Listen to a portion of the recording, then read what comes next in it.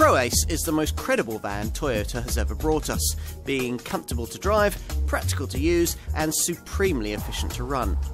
Its development has come courtesy of a platform shared with rival products from Peugeot and Citroën, but Toyota has added its own feel to the finished product and completed the package with a uniquely comprehensive 5-year warranty.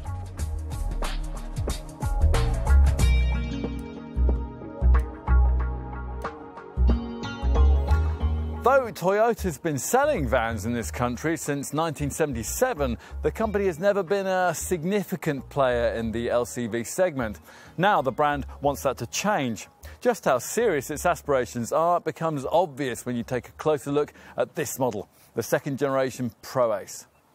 Like most new vans these days, it's a rebranded version of an existing design, in this case the medium segment contender we know as either the Peugeot Expert or the Citroën Dispatch. Now the first generation Proace, launched in 2012, also shared its design with these two rivals, but with this Mark II version, Toyota has had a much greater say in the look and feel of the finished product.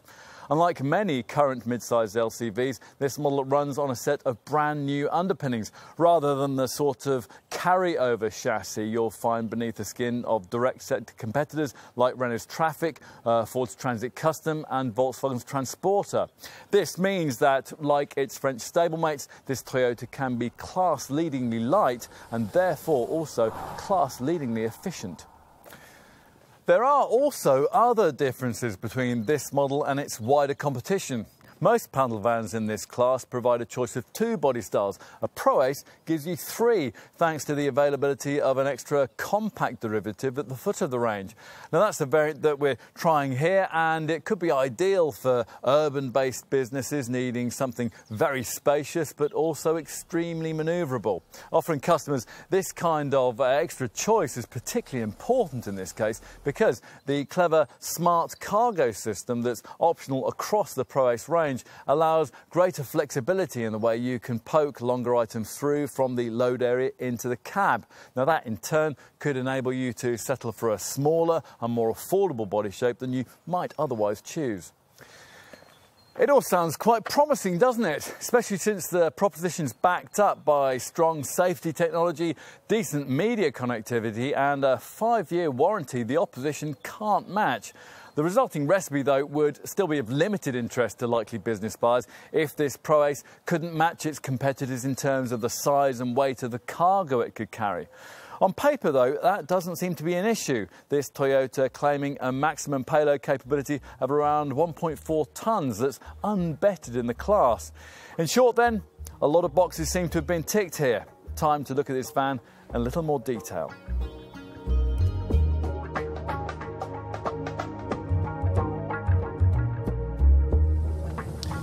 If you have to drive a van and it has to be reasonably large, then it's always nice to find yourself at the wheel of one that still feels wieldy and manoeuvrable, as this Proace does. Toyota didn't have the option to make any engine-related or dynamic changes to this model. It runs down the same French production line as its Peugeot Expert and Citroën Dispatch design stablemates, but gets a different badge at the end. It's just as well then that major changes weren't really needed.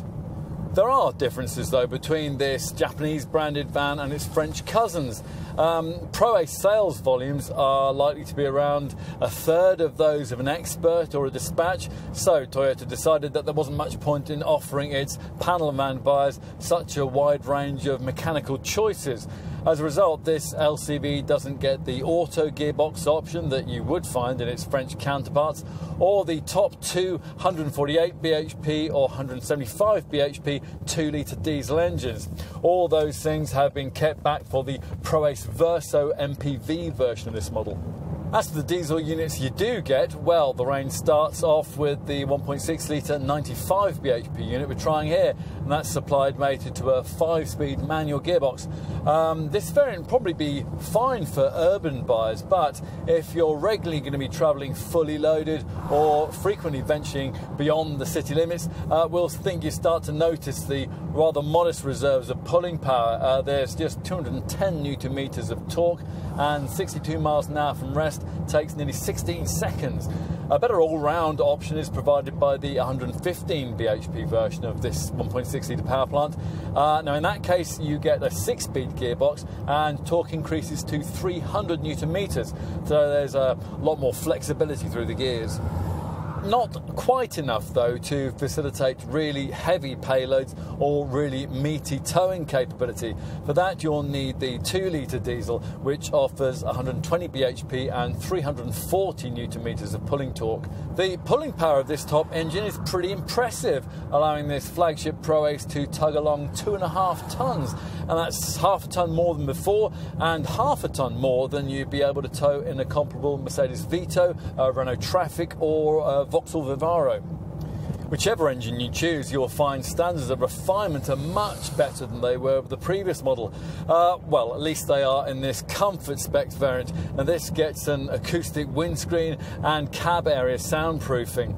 Now, talking of comfort, we reckon that the ride in this Toyota is unbettered in the class, and it's significantly more absorbent than you'd find with most rivals. To make the ride more car-like, the designers developed springs for this model that feature variable levels of stiffness to suit the level of load that's being carried. In addition, the shock absorbers are load sensitive too, and they feature a system that adjusts springing and damping as required depending on the road surface. The result of all this ought to make this Proace, like its Peugeot Expert and Citroën Dispatch design counterparts, more supplely suspended than any other mid-sized LCV in the segment. And on the move you feel that immediately. You might think that rival models like Volkswagen's Transporter and Mercedes Vito have a slightly more upmarket image, but there's really nothing upmarket about the way that vans like that crash through tarmac tears or jolt you over speed humps. This Toyota corners slightly better than its competitors too, although inevitably there is still plenty of body roll if, rather unwisely, you start throwing the thing around. If you can ignore both that and the rather vague steering, and you find yourself absolutely having to push on, that you'll find there's also more grip and traction than a spacious van of this kind would usually offer. Is this Proace quite as sharp and rewarding in that respect as a rival Ford Transit Custom? Well, probably not, but it's certainly a big step forward from its predecessor, and it's now an LCV in which you can make controlled, steady progress without necessarily overreacting on the brake pedal at the first sight of a tight bend in the road. Of course, this van will spend most of its life in an urban environment, and it's here that this model's manoeuvrability and the cab's high driving position pay dividends. Testers who'd found the sheer size of some other models in the segment quite daunting were, we found, much more easily able to acclimatise to a Proace when they were dealing with narrow streets or squeezing through gaps in the traffic. The bonnet is set quite high, but the nose has a squared off shape that we found during our testing program makes this Toyota easy to place in tight urban situations. It would help if the door mirrors were a bit bigger though. A tight turning circle of between 11.3 and 12.9 metres, depending on body style, also helps with town driving. In addition, a small but significant change with this second generation Proace lies with the question of roof height. Now, the previous version stood 1.97 metres tall, which meant that, like most models in the mid-sized van sector, apart from the Mercedes Vito, it couldn't fit beneath height-restrictive underground car park barriers and tolling gates. In the Mark II Proace range, though, it's different.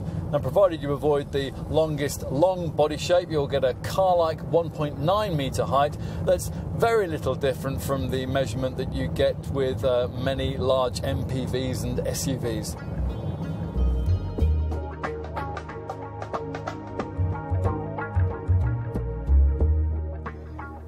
This second generation Proace is a far more confident looking thing than its predecessor, with smart, unassuming styling that might at first lead you to believe that it's not a hugely spacious thing. Actually though, there is versatility in the model configurations and the range covers a lot of bases. Here at the front, the styling has a strong Toyota family feel with a slim upper grille and headlamp cluster above a wide trapezoidal lower grille that delivers a solid, well-proportioned stance. More importantly, this Proace is built on the same light, stiff EMP2 platform that marks out its Peugeot Expert and Citroën Dispatch design stablemate. That's a major contributor to its relatively light weight. The flexibility of that chassis makes possible something that the previous Proace model couldn't offer, namely a choice of wheelbases. Now here we've got the short wheelbase compact variant, and that's a body shape that almost uniquely can accommodate 2 pallets in a van with an overall length of just 4.6 metres. Most customers though will want to go for one of the longer wheelbase models, probably the 4.95 metre long medium body style. Now if that's not enough, then there's also an alternative 5.3 metre long variant that will suit customers really wanting to supersize things. This second generation model's reduction in roof height to 1.9 metres is also significant. Avoid the biggest long version, and in this Toyota you'll get yourself one of the few vans in this segment that can fit under normal car park height restrictions. Move to the back, and as you'd expect, the vertically stacked lights flank the usual hinged rear doors, with a tailgate available as an option if you want it. Let's take a seat in the cab. Now, as usual in a mid-sized van from this segment, your position is high and commanding, and as long as you avoid entry-level trim, you'll find the seat provided with height and lumbar adjustment. Look around you and you'll find an interior that's, well, pretty well built, but one which can feel a little sober with all these dark greys and blacks. A Ford Transit Custom or a Vauxhall Vivaro delivers a little more stylistic flourish. More of an issue, though, lies with these front A-pillars. They're rather thick, so you have to peer around them sometimes when you're pulling out of tighter junctions. Otherwise, there's very little to criticise. On the previous model, the handbrake lever was awkwardly positioned between the driver's seat and the door, but thankfully here it's been moved to a more conventional position between the seats. 4 large air vents help to keep the cabin cool, and through the smart 3-spoke wheel you view 2 clearly presented dials separated by an information display screen.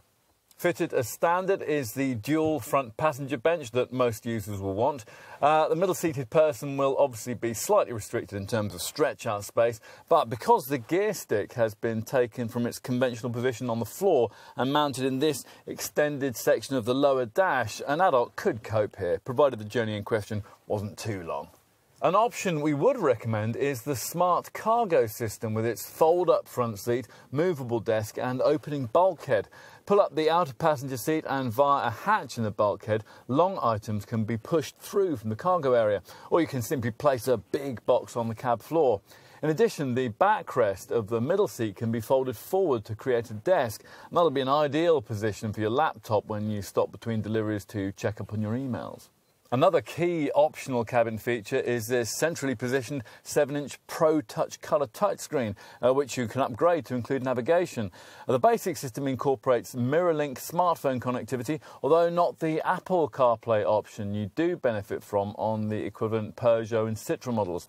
Talking of technology, we're not sure we ever thought we'd see a head-up display in a van, but it is included here as a desirable option, and it gives this Proace's cabin, well, a very sophisticated feel. We should cover interior storage too. There's 49 litres of it in the passenger area of the cabin. All models get this 5-litre covered storage area on top of the dashboard that's big enough to take something like an iPad. There's also a glove box on the passenger side that can be refrigerated, and which with 7 litres of space inside can take up to 5 half-litre bottles.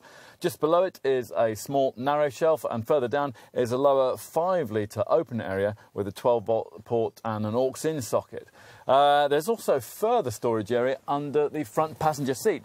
Just lift it up and you'll find a spacious compartment that would be ideal for, say, a pair of work boots or maybe a hard hat. What else? Well, the front doors feature bins with an upper storage compartment and a large lower 8-litre tray that can take 2 1.5-litre bottles. There are cup holders on both sides of the dashboard that can each take a half-litre bottle, and in the middle of the fascia there's this small open cubby where you can stash your mobile phone really close to a 12-volt socket and a USB port. And finally, behind you, there are these 2 useful coat hooks. And if you avoid entry-level trim, you'll get this useful window into the cargo area. The glass for this window is protected from damage by a mesh grille.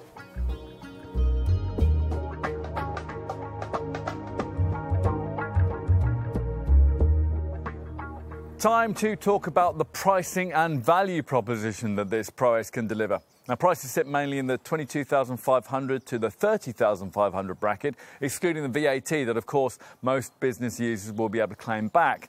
Now, as you may have seen in other parts of this video, there's a choice between 3 different body lengths, starting with the 4.6 metre long compact variant that we're trying here, and that'll give you up to 4.6 cubic metres of cargo room. If you need more room than that, there's a 4.95 metre medium model that provides up to 5.3 cubic metres of loading space, or a 5.3 metre long version that delivers up to 6.1 cubic metres of loading capacity. So think in terms of a premium of around £750 to graduate up from one body style to the next. There's no choice though when it comes to roof height, unless you count the fact that the long version sits 40 millimetres higher than its 1.9 metre high compact and medium stablemates. Now, this may be Toyota's only van model, but it's available with a range of body style options that covers off a very large part of the LCV market. We just talked about the different panel van sizes, and there's also a platform cab option that'll provide a base for conversions. In addition, there's a wide selection of people carrying derivatives too. If you need to take passengers and industrial packages, there's a 6-seater crew van variant that can provide you with a fold-out bench behind the front seats. It'll give you space for 3 more occupants. If all you really care about is transporting people, there's a combi minibus option that can give you up to 9 seats. And if you want those people to enjoy a little more luxury, there's an MPV version of that combi model that's badged as the Proace Verso. What else might you need to know? Oh, well, you'll want to make the right choice between the 3 diesel engines on offer. Now, here we've got the entry-level 95 bhp 1.6 litre unit, but for just under £1,100 more, the Pokier 115 bhp version of this power plant probably represents a better all-round choice. Finding a further £1,300 or so to get the top 120 bhp 2-litre diesel isn't really worth doing unless you regularly transport heavy loads over long distances.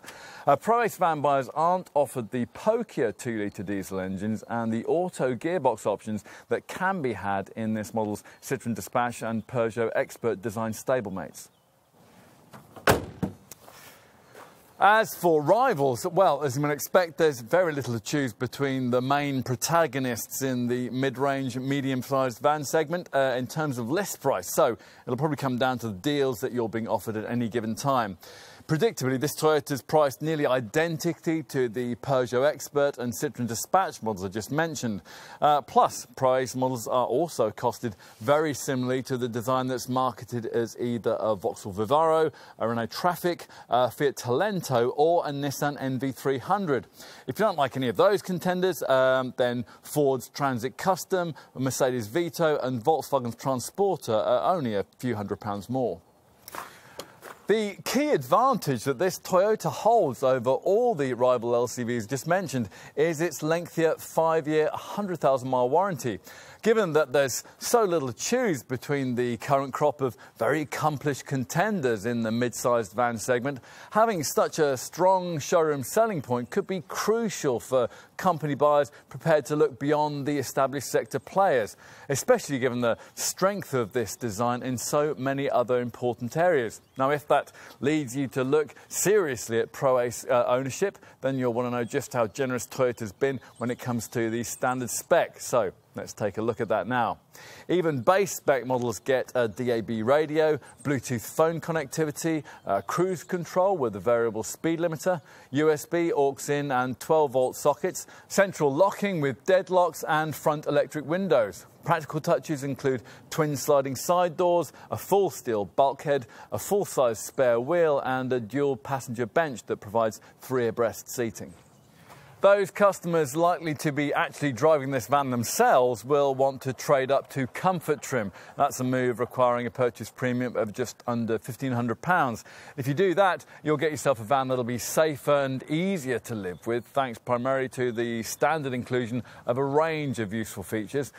These include air conditioning, which also cools a glove box that features a 12-volt socket and a light, front fog lamps, height and lumbar adjustment for the driver's seat, improved soundproofing, a window in the bulkhead, wheel covers and a body-coloured finish for the door mirrors, the bumpers and the side rubbing strips. On to extra cost options. Now, as usual with vans, we'd suggest that you consider the practical stuff first, and the key feature we think you have to have on this LCV is the smart cargo system. This allows this Proace's total cargo volume to be increased by up to half a cubic metre by enabling you to push cargo through into the cabin from the load area.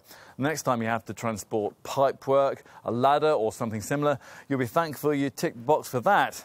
Go for this option, and you also get the chance to specify a harder wearing PVC seat covering featuring fabric inserts. While we're covering extra cost practicalities, you really ought to get the load area shielded from interior knocks, scrapes and dents with a full ply lining kit, which can be ordered either with or without further plastic lining and an anti-slip floor. Given this Proace's impressive towing capability, you may well also want to look at a tow bar too. Providing you avoid the entry-level engine and the base spec trim, you'll additionally be offered the option of having a tailgate rather than the usual twin rear doors. What else? Well, a key option that many comfort spec Proace buyers may want to consider is the premium pack. With this you get the smart 17-inch alloy wheels and a 7-inch Pro Touch centre dash infotainment monitor that features full satellite navigation. Another extra cost option well worth looking at is the parking pack that gives you rear parking sensors. We should also mention the optional Toyota Safety Sense pack, and that's another extra you can only have if you graduate to comfort spec. Now with this you get a simpler version of that Pro Touch centre dash infotainment screen without sat-nav, plus auto headlamps and wipers, an alarm, cornering lights, a head-up display and 3 clever camera-driven electronic safety features. Adaptive cruise control will automatically keep you a safe distance behind the vehicle in front at highway speeds. Then there's forward collision warning, which alerts you to possible collision hazards as you drive. And if you don't respond or you aren't able to, a pre-collision system will automatically apply the brakes, stopping the van completely at under 18 miles an hour or significantly slowing it if you're travelling faster than that. As for safety features fitted as standard to every Proace, well, all variants come with ABS anti-lock brakes, ESC electronic stability control, tyre pressure monitoring and hill start assist control that prevents the van from rolling backwards when you're pulling away on inclines. Driver and passenger airbags are standard, as are the front side airbags that are only optional on the Peugeot and Citroën versions of this design.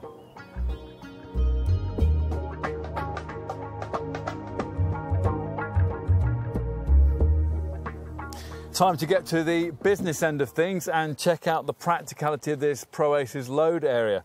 Now the main access is through these side hinged twin rear doors that open out first to 90 and then to 180 degrees. If this conventional 50-50 split rear opening doesn't suit, you could specify a one-piece tailgate, but then that will get in the way during forklift loading. As for the load cell height, well, it's 545 mils on the compact model, but on the other variants it can be as high as 633 mils. With the doors open, the loading aperture is 1282 mils wide by 1220 mils tall. As an alternative, of course, you might choose to enter the cargo area through either of the side doors. Now, they open to reveal a decently sized loading aperture that's wide enough for a Euro pallet to be loaded. On this compact model, this is 745mm wide by 1238mm high. On the longer M variant, as with the long body shape, those dimensions increase to 935mm in width and 1241mm in height. Time to look at this cargo area in a little more detail.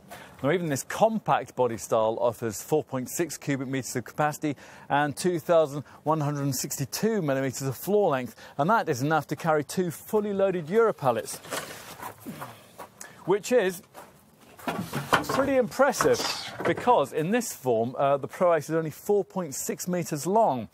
Go for the mid-range medium body shape and you get 5.3 cubic metres of cargo capacity and 2,512 millimetres of floor length. As for the top long body style, well, there you're looking at 6.1 cubic metres of capacity and 2,862 millimetres of floor length. With the crew cab long body style, there's 4 cubic metres of capacity and 2,365 millimetres of floor length. Don't make your decision between these various body shapes until you've taken into account the potential extra capacity that can be freed up by a very clever optional feature that's been incorporated into this second generation Proace design, the Smart Cargo Load-Through system. Now, you can't have it on the crew cab variant, but it is available on all the panel van derivatives, and it's very well worth specifying. Now, with this setup, you can lift up the front passenger seat to access a hatch that's cut into the bulkhead down here, so that longer items can be poked through into the cab. Now, whichever body style you choose, this can add a useful 1,162 millimetres to the overall loading length and half a cubic metre to the overall carriage capacity. The Smart Cargo package also includes a movable desk, or you can ignore the bulkhead hatch element and simply pull up the seat to allow boxes to be accommodated in the cab, items that perhaps you might not want to consign to the cargo bay. As for the payload, well, that varies between 1,100 and 1,127 kilos for 1.6 litre diesel models, depending on the body style. If you go for the 2 litre diesel engine, it rises to between 1,434 and 1,487 kilos, again, depending on the body style. Check the spec of your chosen variant carefully to make sure that the final figure suits the uses you have in mind for this van. Now, what won't vary is the loading area height, because Toyota's chosen not to offer a choice of roof heights with this model line. This is set at 1,397 mils for all variants. Another stat that all Proace models share is the 1,628mm load area width, which narrows to 1,258mm between the wheel arches. 6 securing hooks help to keep things tied down, while the full steel bulkhead that we mentioned earlier keeps the cabin secure and separate. As you expect, you can specify full ply lining if you want it, and if you wish, you can order that along with an anti-slip floor covering. So, we've established that this Proace is a very practical proposition, but what about its running costs, claimed by Toyota to be unbeaten in the class? Well, you'd expect this model's relatively lightweight to pay dividends here, and it does. The most frugal variant is the 1.6 litre diesel 115 bhp model, which records 54.3 mpg on the combined cycle and 137 grams per kilometre of CO2. Let's put that into some sort of perspective. So it means that in a Proace, you'll go around 6 miles further on every gallon than in a directly comparable Vauxhall Vivaro, Renault Trafic or Volkswagen Transporter. And you'll also be putting out around 17 grams per kilometre less of CO2 than you would be in any of those rival models. Of course, fuel and CO2 figures vary according to the Proace engine you select, but they're all pretty efficient. The base 95 bhp 1.6 litre diesel we're trying here manages 51.4 mpg on the combined cycle and 144 grams per kilometre of CO2. The shortfall to the mid-range unit explained by the fact that its base power plant lacks an engine start-stop system. You do get that fitted the top 2 litre model though, which delivers 53.5 mpg and 139 grams per kilometre. Overall, this Toyota does, along with its Citroën and Peugeot design counterparts, represent one of the class benchmarks when it comes to running cost efficiency. Of course, all the usual modern technology is in play to help this Proace achieve such an impressive showing. So, as with all modern diesel engines, its diesel units use AdBlue. That's a urea-based solution that's injected into the exhaust gases to clean up emissions. And this liquid stored in this 22.5 litre AdBlue tank that once full will last you 9,300 miles, which is more than 400 miles per litre. In comparison, rival Volkswagen Transporter and Mercedes Vito models will give you only around 250 miles per litre of AdBlue. That's another area then in which this Toyota offers useful savings. Anything else you should know? Well, residual values will of course be crucial to whole life running costs. The volume seller in the range, the version with the medium body style, the comfort trim and the 1.6 litre 95 bhp diesel engine is expected to retain around 28% of its original value after the industry standard 3-year 60,000 mile operating period. To give you some competitor perspective on that, a rival Renault Trafic SL27 DCI 95 business spec van would retain just 23.4% of its value over the same period. Other things you'll need to know include insurance groupings that range between 35 and 50 depending on derivative, and the fact that your Proace will need a scheduled service halt once every 2 years or 25,000 miles. If you want to ensure the cost of those stops don't come as a surprise, then your dealer will be happy to offer you a range of prepaid servicing plans. We should talk a little more about service and maintenance because Toyota is taking that whole issue a little more seriously this time around. The brand has set up 25 specialist LCV centres within its network of 70 business dealerships. Now, each of these LCV sites houses a dedicated commercial vehicle manager in addition to the business centre manager, and both these people will be very keen to emphasise that with a Proace you get something that is not provided with other rivals in this segment, and that's a warranty that lasts as long as 5 years. It's actually 5 years or 100,000 miles with unlimited mileage in the first year. Also included is a 3-year paint warranty, a 12-year anti-corrosion package, and in the first year of ownership you get breakdown cover for the whole of the UK and Europe.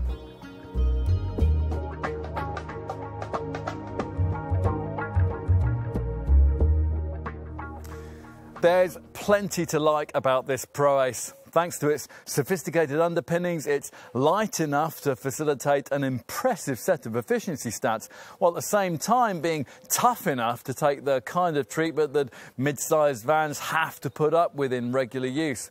The practicalities add up too, especially if you tick the box for the smart cargo system with its variable front seat layout and configurable bulkhead.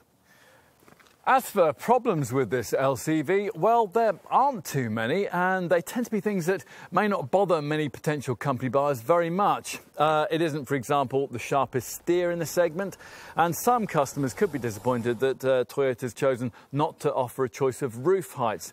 Beyond that, though, there really isn't too much to complain about.